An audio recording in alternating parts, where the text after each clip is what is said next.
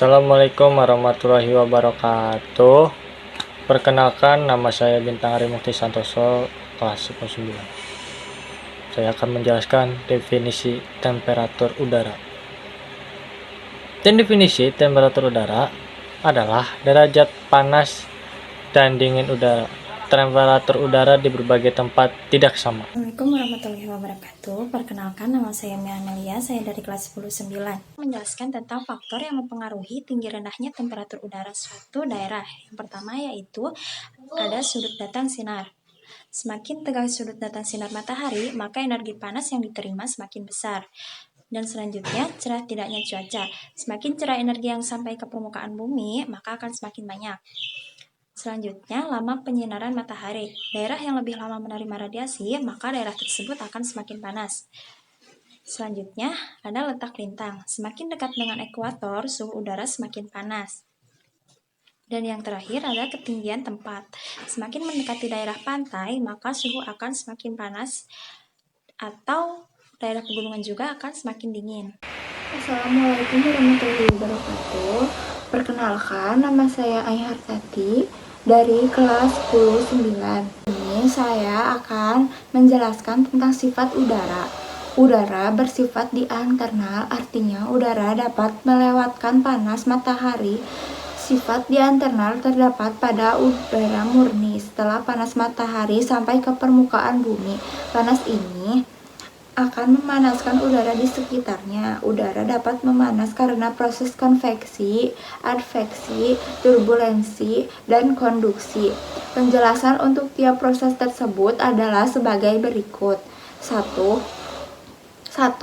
adalah pemanasan secara vertikal. Penyebaran panas ini terjadi akibat adanya udara secara vertikal sehingga udara di atas yang belum panas akan memanas karena pengaruh udara di bawahnya yang sudah memanas. 2. Adveksi adalah penyebaran panas secara horizontal. Penyebaran panas ini terjadi akan akibat gerakan udara panas secara horizontal dan menyebabkan udara di sekitarnya juga memanas. 3. Turbulensi adalah penyebaran panas secara berputar-putar. Penyebaran panas akan menyebabkan udara yang sudah panas bercampur dengan udara yang belum panas. 4. Konduksi adalah pemanasan ini terjadi karena molekul-molekul udara yang dekat dengan permukaan bumi akan menjadi panas sehingga bersinggung dengan bumi yang memiliki panas internal. Molekul-molekul udara yang sudah panas bersinggung dengan molekul-molekul udara yang belum panas sehingga ikut memanas. Alat pengukurnya, alat untuk mengukur temperatur udara adalah termometer. Termometer yang dapat mencatat sendiri adalah termograf. Sedangkan hasil catatannya disebut termogram. Garis yang menunjukkan tempat-tempat yang mempunyai suhu udara sama disebut dengan garis isoterm. Dan di sini ada rumus teori. Semakin tinggi suatu tempat, suhu udara akan semakin turun. Setiap naik 100 meter, maka suhu udara akan turun menjadi 0,610 Celcius. Rumus teorinya yaitu Tx sama dengan To min H per 100 kali 0,60 Celcius. Dan di sini juga ada keterangannya yaitu yang pertama, Tx, yaitu suhu udara pada ketinggian tempat, atau kali M. Selanjutnya yaitu To, suhu udara pada ketinggian awal, dan H, selisih ketinggian tempat. Dan contoh, soal dan jawaban. Contoh, suatu lokasi X berada pada ketinggian 200 m dan permukaan laut bersuhu 300 Celcius. Lokasi Y berada pada ketinggian 500 meter dari permukaan laut. Berapakah suhu di lokasi Y? Pembahasannya, diketahui tinggi X sama dengan 200 meter dan tinggi Y 500 meter. Suhu di lokasi Y 300 Celcius. Ditanyakan suhu pada lokasi Y. Jawabannya, contohnya kayak gini. Tx sama dengan tuh dikurangi H per 100 dikali 0,60 Celcius. 1 sama dengan 300 Celcius, H sama dengan 500 meter dikurangi 200 meter sama dengan 300 meter.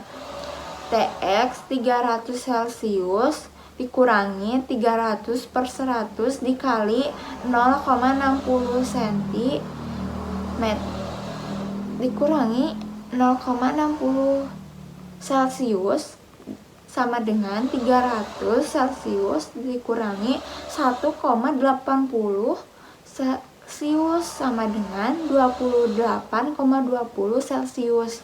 Schmidt Ferguson. Iklim menurut Schmidt Ferguson.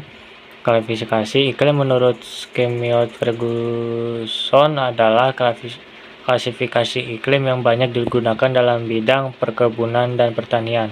Klasifikasi iklim ini dibuat berdasarkan kondisi iklim di daerah tropis.